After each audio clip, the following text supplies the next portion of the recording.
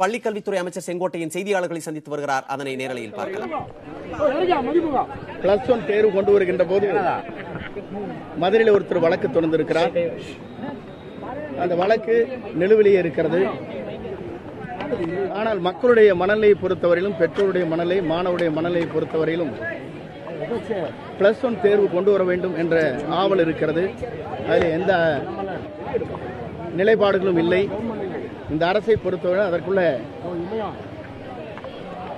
எதிர்காலத்தில் plus one தேர்வு எழுதுகிற மாணவர்களுக்கு அவர்களுக்கு மாடல் கொஸ்டின் என்று சொல்லப்படுகிற விடைத்தாள்கள் எப்படி வரும், எவ்வளவு நேரம், 2.5 மணி நேரம் அந்த கேள்வித்தாள்களுக்கு 100 மதிப்பெண் என்ற முறையில் அவர்கள் எழுதுவதற்கு வேண்டிய ஏற்பாடுகளை இந்த அரசு செய்து கொண்டிருக்கிறது. அதை தெரிந்து கொள்வதற்காக செய்து கொண்டிருக்கிறது. இதற்கு முன்னால் பிளஸ் ஒன் பிளஸ் டூவிற்கு 200 மார்க் என்ற மதிப்படைய ஏறத்தாழ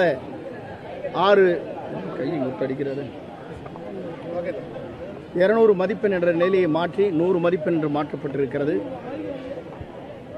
ஆகவே அந்த நிலை இந்த அரசு செய்து கொண்டிருக்கிறது. அரசை பொறுத்தவரையிலும் பணிகள் தொடர்ந்து நடைபெற்றுக் கொண்டிருக்கிறது. 11வது படிக்கும் மாணவர்கள், பிளஸ் ஒன் படிக்கின்ற மாணவர்களுக்கு தேவையான, அவர்களுக்கு மிக எளிதிலே தெரிந்து கொள்கின்ற அளவிற்கு எப்படி வினாக்கள் விடைகள் வரப்போகிறது என்பதை அவர் புரிந்து கொள்கின்ற அளவிற்கு மாடல் கொஸ்டின் கொடுக்கப்பட்டிருக்கிறது. ஆகவே அவர்கள் அதை சரியான முறையில் தெரிந்து கொள்வார்கள். அதற்கு ஆசிரியர் பயிற்சி அளிப்பார்கள். ஆகவே அந்த குறைபாடுகள் இனி இருக்காது. மாணவர்கள் மகிழ்ச்சியாக இருப்பார்கள். மாணவருடைய மன உளைச்சல் என்பது அதில் இருப்பதற்கு வாய்ப்பில்லை.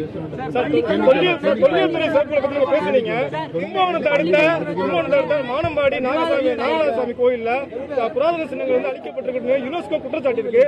தமிழகத்தில் பல கோயில்கள் இந்த சூழல் இருக்குன்னு சொல்லியிருக்காங்க. இதுக்கு தொல்லியல் துறை என்ன செய்ய போகுது? தொல்லியல் துறைக்கான, இந்து சமயத்துறைக்கான ஒரு ஒருங்கிணைப்பு இல்லையா? தொல்லியல் துறையை பொறுத்தவரையிலும் அகல் ஆராய்ச்சிகளை நாங்கள் செய்து கொண்டிருக்கிறோம். ஆலயங்களை பொறுத்தவரையிலும் இந்து அறநிலையத்துறை அமைச்சரவர்கள் அதற்குள்ள பணிகளை மேற்கொண்டிருக்கிறார்கள்.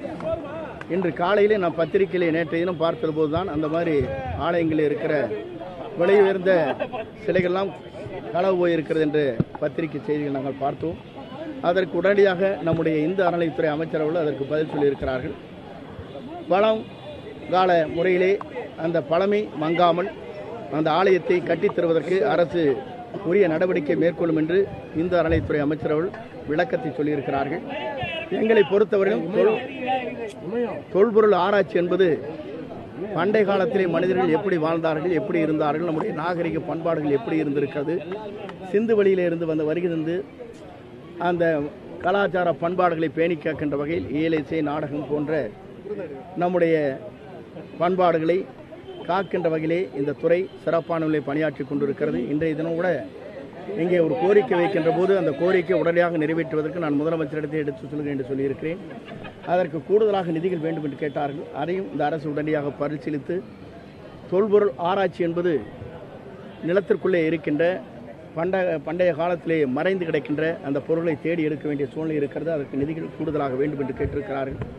அதற்கும் இந்த அரசு முதலமைச்சரோடு நான் பேசி உரிய நடவடிக்கை மேற்கொள்ளும் என்பதை மகிழ்ச்சியோடு நான் தெரிவித்துக் கொள்கிறேன்.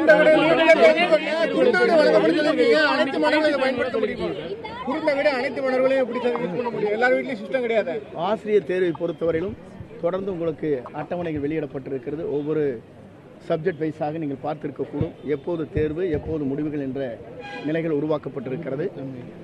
இப்போது ஆசிரியர் எந்தெந்த இடத்திலே காலியாக இருக்கிறதோ அந்த இடங்கள் அனைத்திற்குமே தற்காலிக ஆசிரியர்களை நாங்கள் உடையாக நியமிக்க இருக்கிறோம். அங்கே பெற்றோர் ஆசிரியர் சங்கத்தின் சார்பாக அவர்களுக்கு மாதம் 7,500 ரூபாய் என்ற முறையில் ஒரு இடத்தில் கூட எங்காவது ஒரு இடத்தில் இருக்கிறது என்று சொன்னாலும் கூட உடனடியாக நிரப்புவதற்கு இந்த அரசு எங்கள் கவனத்திற்கு வந்தால் அந்த நடவடிக்கை மேற்கொண்டிருக்கிறோம். அந்தந்த ஆசிரியர்கள் அந்தந்த பகுதியிலே எந்த துறைக்கு தேவையோ அந்த வகுப்பறைக்கு அவர்களுக்கு தேவையான ஆசிரியர்களை தேர்வு செய்வதற்காக இந்த அரசு நடவடிக்கை மேற்கொண்டு நாங்கள் சட்டமன்றத்திலே உரையாற்றுகிற போது கேள்வி நேரத்திலே 7,500 ரூபாய் என்ற நிலையை நாங்கள் உருவாக்கி இருக்கிறோம்.